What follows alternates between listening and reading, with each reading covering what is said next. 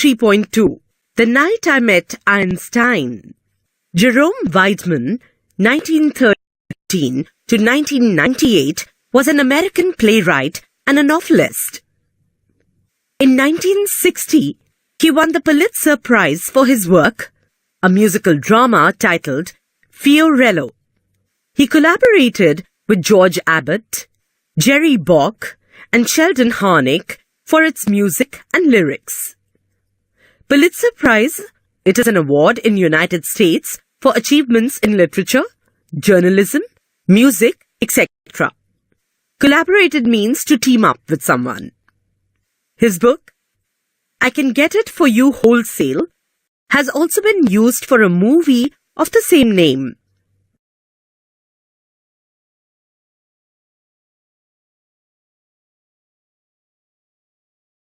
When I was a very young man, I was invited to dine at the house of a philanthropist. Dine means have dinner. Philanthropist is a person who donates money for others' well-being. After a wonderful dinner, our hostess took us to a large drawing room. Hostess means a woman who invites guests for a social event. Drawing room means a large room for guests where they can be received and entertained. Chairs were being arranged. I'm arranging the chairs for a concert. My hostess said, we're going to listen to a very good pianist. Concert means performance of music by players or singers. Pianist is someone who plays the piano. Though everyone else was very happy, I was not. I did not understand classical music. I thought I was tone deaf. Tone deaf means unable to hear the difference between high and low notes of music. I sat down so that I would not be impolite and waited for the concert to begin. Impolite means not having good manners.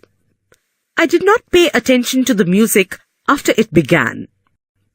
After a while, I heard everyone clapping, so I realized that the piece was over. Just then, I heard a gentle but firm voice saying, You fond of Bach? Bach is the name of Johann Sebastian Bach, a German organist and composer of the 17th century. I knew as much about Bach as I did about nuclear physics. I was going to say something ordinary so that I could get out of the situation.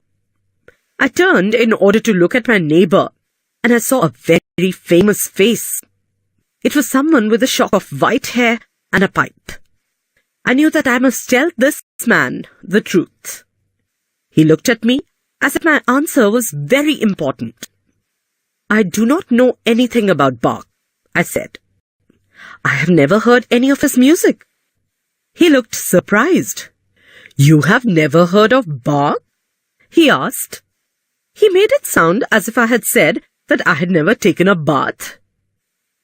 I'd like to understand music so that I could understand Bach, I said. But I'm not able to. I'm tone deaf. The old man got up.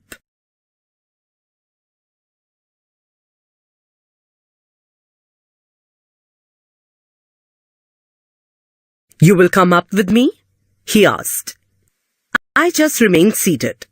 I'm requesting you to come with me, he said again. So I went up with him. He took me to a room which had a gramophone in it and asked, What kind of music do you like? Gramophone is a machine for playing recorded music. Well, I answered, I like songs that have words and the kind of music where I can follow the tune. He smiled and nodded, obviously pleased. Nodded means moved head up and down to indicate agreement. You can give me an example, perhaps? I told him I like anything by Bing Crosby. Bing Crosby is an American singer and actor. At once, I could hear Bing Crosby's voice filling the room. Now, can you please tell me what you just heard? He said. The simplest answer seemed to be to sing the lines. So I sang it back to him. He smiled. You're not tone deaf, he said. I told him This was one of my favorite songs, something I had heard hundreds of times. So it didn't really prove anything. Nonsense, said Einstein. It proves everything. Do you remember your first arithmetic lesson in school? Arithmetic is a branch of mathematics which deals with the number. Suppose that your very first contact with numbers, your teacher had ordered you to work out a problem in, say, long division or fractions. Could you have done it? No, of course not. Exactly. It's like learning maths. You have to learn addition and subtraction in order to do multiplication and division. Now I'm playing something a little more advanced. It was John McCormack singing The Trumpeter. Sing that back, he ordered. And we went on from level to higher level until he was playing just music without words. I was amazed that this great man was paying complete attention to me so that I could learn something new. It was as if I was the most important person in his world. Suddenly, he got up and turned off the gramophone. Now, young man, he said, we're ready to listen to Bach. We went down and sat in the hall. Just allow yourself to listen, he said. That's all there is to it. I have heard that piece many times since that day. But I'm never alone. I'm sitting beside a small man with a shock of untidy hair and a pipe in his mouth. He has eyes that are unusually warm. When the concert ended, I too was able to clap. Sincerely. Our hostess came towards us. We both stood up. I'm so sorry, Dr. Einstein, she said, giving me a cold look, that you missed so much. I'm sorry too, he said. My young friend here and I, however, were engaged in the greatest activity of which a human being is capable. She looked puzzled. Really? She said. And what is that? Einstein smiled and put his arm across my shoulders. Opening up the frontiers of beauty. Frontiers means borders.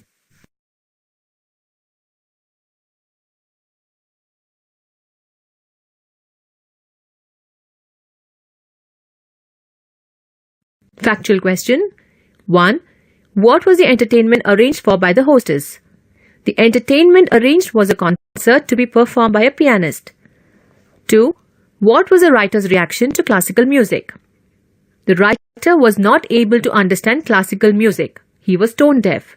As a result, he felt forced to pay attention to it. 3. What do you learn from Einstein's treatment of the young man? Einstein showed a good relationship, and instead of getting frustrated, he accepted the writer's lack of ability and taught him to appreciate music. From this, I learned that we should be friendly, helpful, empathetic. We should listen to others and overcome prejudice. 4.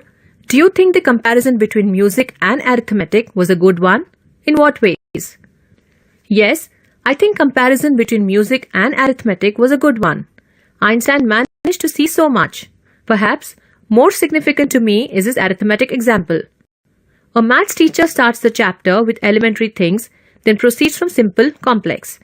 When the child acquires the skill with the simplest problems, it leads the child to solve division and fractions. Similarly, the writer had never heard the basic of music, and he directly heard the complex parts of classical music. When the writer had mastered his skill of listening to understand the basics, he was able to clap sincerely. 5. As far as listening is concerned, what difference do you notice between the writer and Einstein?